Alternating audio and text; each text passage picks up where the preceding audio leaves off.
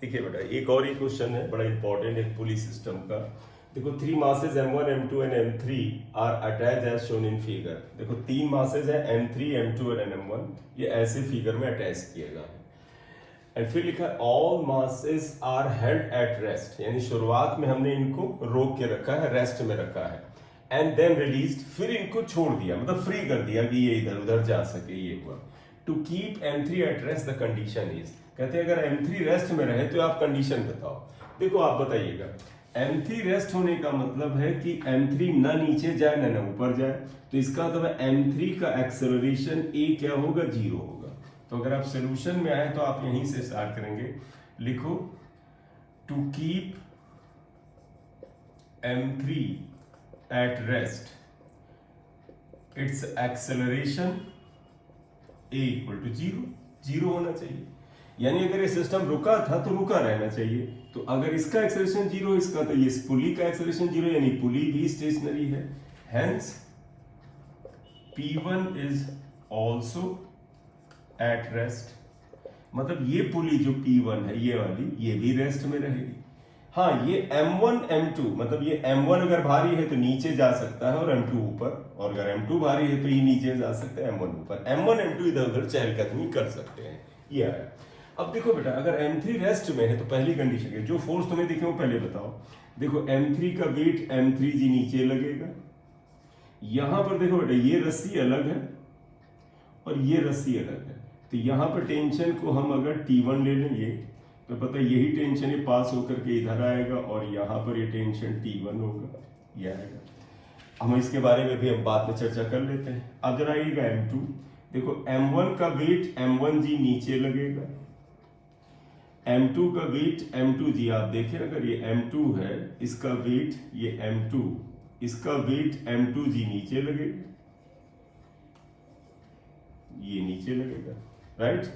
अब आप देखो इस रस्सी में अलग तनाव, ये टेंशन T1 था, हम इसे T2 मान लेते हैं। तो जरा यहाँ पर अलर्ट हो जाइएगा। देखो इस पे टेंशन ये T2 हो गया, ये टेंशन T2 हो गया। अब तुम्हें पता है ये अगर एक्शन फोर्स है तो इतना ही रिएक्शन फोर्स T2 होगा और इस पे रिएक्शन फोर्स T2 होगा, इतना है। पहले हम ऐसा करते हैं M3 के लिए बात कर लेते हैं। तो आप देखिएगा फॉर M3, तो अगर आप आते हैं तो देखो फॉर M3 के लिए पहले चर्चा करो। देखो M3 क्या रेस्ट में है क्योंकि एक्सेलरेशन 0 है, इसका तो downward force equal to upward force, तो इसका मतलब T1 इक्वल टू क्या हो जाएगा, M1G। पहली इक्वेशन तो ये बनी बेटा, क्यों, क्योंकि ये रेस्ट में है, इसका तो डाउनवर्ड फोर्स अपवर्ड के बराबर होगा। अब आप यहां पर आ जाइएगा फॉर पुली P1, आप देखो पुली P1, आप जरा पुली P1 के लिए देख लो। इस पुली पर आप अगर गौर से देखें तो इस पुली पर ये भी रेस्ट में है, लिखा था ना, Hence P1 is also at rest। अगर ये रेस्ट में है तो इसका मतलब इस पुली पर नीचे लगने वाला फोर्स T2 और T2 ये ऊपर T1 के बराबर, मतलब इस पुली के लिए ऊपर का फोर्स T1 और T2 का 2 टाइम्स बराबर होगा।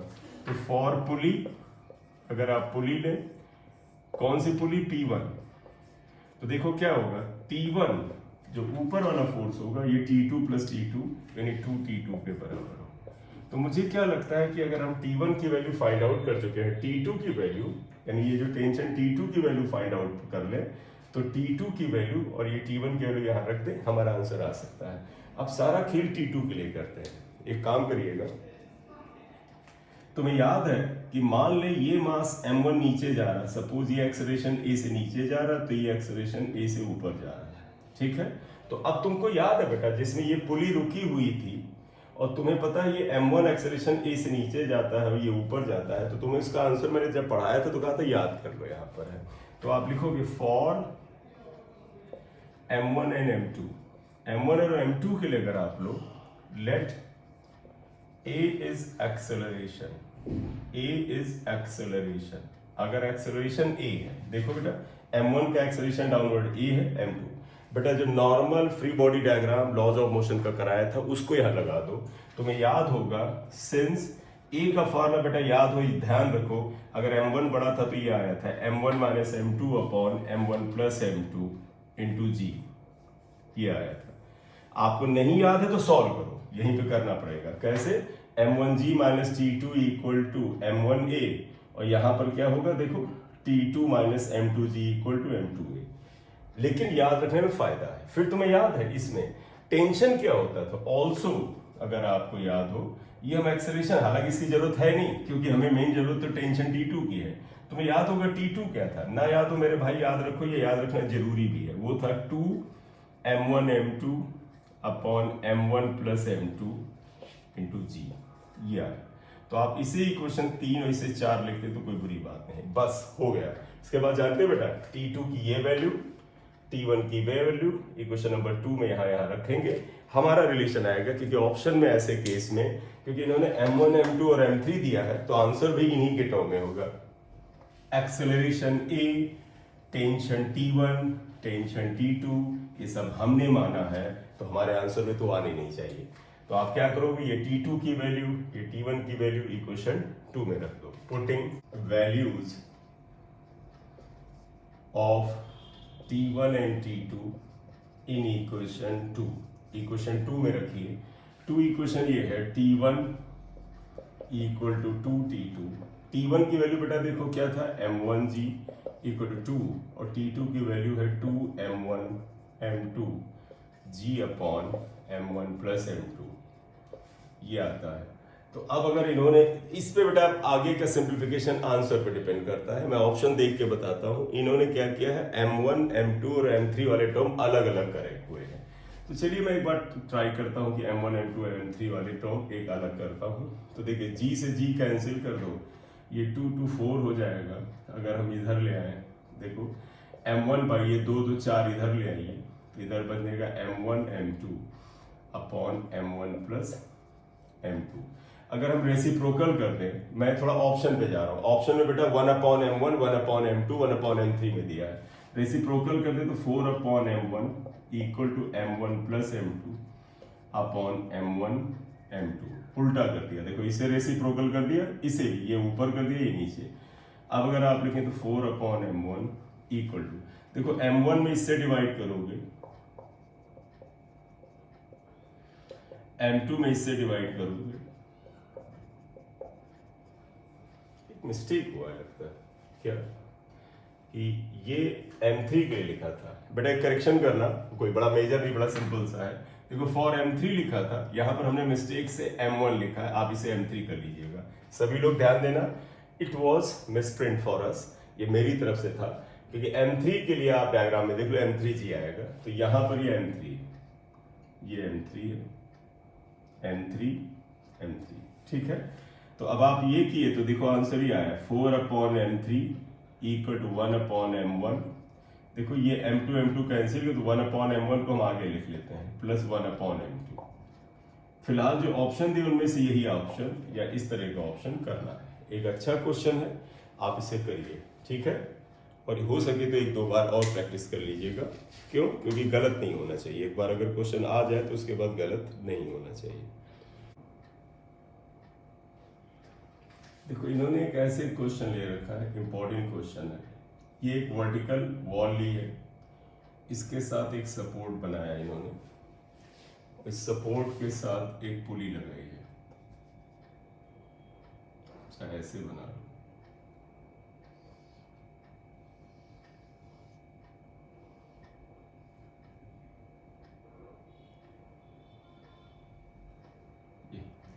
अब देखो यहां से एक मास हैंग किया है, इस मास को शायद इन्होंने कुछ m माना है, कैपिटल M, और यहाँ पे पुली को भी मैसू माना है। ये पुली है बेटा, इसका भी अपना मास m है, तो ये रस्सी ऐसे शायद गई और यहाँ पर फिक्स किया हुआ रोप को। क्लियर? तो इन्होंने इस पर पूछा क्या, देखो ये पुली है, इसका मास m है, और पुली को इन्होंने ये फिक्स कर रखा है, ये भी एक फिक्स वॉल है। इफ m इज, ये स्मॉल m है बेटा, ये कैपिटल M है, is the mass of pulley, then find out stretching force on the pulley. Pulley पर बेटा एक तनाव लगेगा ही भाई, भार ऐड करोगे पुली पर। देखो इस पुली के ऊपर ये धागा ले जाके वेट ऐड करोगे, तो इस पुली के ऊपर, इसकी इस रॉड के ऊपर एक तनाव आएगा। तो इन्होंने पूछा है what is the stretching force on the pulley, pulley पे स्ट्रेचिंग फोर्स क्या है। तो आप जरा से इस क्वेश्चन को ध्यान से देख लो, फिर मैं इसे सॉल्व करता हूँ। इंपॉर्टेंट बात जानते क्या है, देखो इस पुली पे क्या क्या स्ट्रेचिंग लगेगा। पहला देखो इसका वेट mg, ये टेंशन T, तो इसके लिए आप लो तो ये T तो कैपिटल mg के बराबर, कैपिटल M स्मॉल m में अंतर रखिएगा। तो solution for mass capital M, आप इसके लिए बात करो, देखो ये T mg के बराबर होगा, T equal to capital mg, कृपया अंतर रखें, राइट। तो पता है ये टेंशन T है तो यहाँ पे भी जाने वाला है T इतने के बराबर, ये टेंशन T तो इधर पता है ये भी आता है इधर भी आता है। तो ध्यान दो इस पुली के ऊपर, ये जो पुली है इस पे एक टेंशन ये भी लग रहा है, साथ ही साथ इस पुली का वजन भी नीचे लगने वाला है। तो अगर मैं तुमसे कहूं कि इस पुली की इस रॉड के ऊपर स्ट्रेचिंग फोर्स क्या है, तो इनके सारे फोर्सेस का रिजल्टेंट बेटा देखो ये दोनों नीचे हैं और ये इधर है। तो अब आप लिखिएगा फॉर पुली, ये पुली बेटा, ये वाली पुली, पुली P कर दो P। तो पुली P के लिए अगर आप ये बनाए तो देखो क्या आता है, ध्यान से देखिएगा। देखो डाउनवर्ड फोर्स आएगा mg प्लस T, और T है कैपिटल mg के बराबर। तो आप लिखोगे डाउनवर्ड फोर्स बेटा पुली पे ले रहे हैं सिर्फ इस पर T plus mg, that is equal to mg, ध्यान रखना कैपिटल M है स्मॉल g, इसका मतलब capital M plus small m into g. तो ये डाउनवर्ड फोर्स आया, इक्वेशन नंबर 2। तो इस पुली के ऊपर डाउनवर्ड फोर्स आई, ये हॉरिजॉन्टल फोर्स ये है, and horizontal force equal to T, और T है कितने के बराबर, mg के बराबर। अगर आप देखें तो T इक्वल टू कितने के बराबर है बेटा, mg के बराबर है। तो देखो ये हुआ, इन्हीं का रिजल्ट है। देखो ये दो फोर्स नीचे, ये इधर, इसके और इन दोनों के बीच का एंगल क्या है 90 डिग्री। तो आप देखो थर्ड आ गया, since these are perpendicular hence resultant stretching on pulley. Resultant stretching क्या होता है बेटा, जब दो फोर्स 90 डिग्री पे होते हैं तो आप सभी को याद होगा रिजल्टेंट क्या होता है, अंडर रूट फर्स्ट फोर्स का स्क्वायर और प्लस सेकेंड फोर्स का स्क्वायर। तो देखो क्या आएगा, ये आएगा अंडर रूट। देखो ये वाला फोर्स पहला कैपिटल mg है इसका स्क्वायर, और प्लस दूसरा ये plus m plus small m into g का होल स्क्वायर। ये आया, सिंप्लीफाई करना हो कर लो। देखो ये हो जाएगा under root m square g square plus m plus small m square g square. G square common लेके बाहर निकालो, देखो जी स्क्वायर कॉमन लेके बाहर निकालो, अंडर रूट आएगा m square plus m plus small m का होल स्क्वायर। ये स्ट्रेचिंग फोर्स आएगा। क्लियर। तो आप ध्यान रखिएगा इसमें ये कैपिटल M है, कैपिटल M स्मॉल m है, ये आ जाता है। तो this is the stretching force of this pull.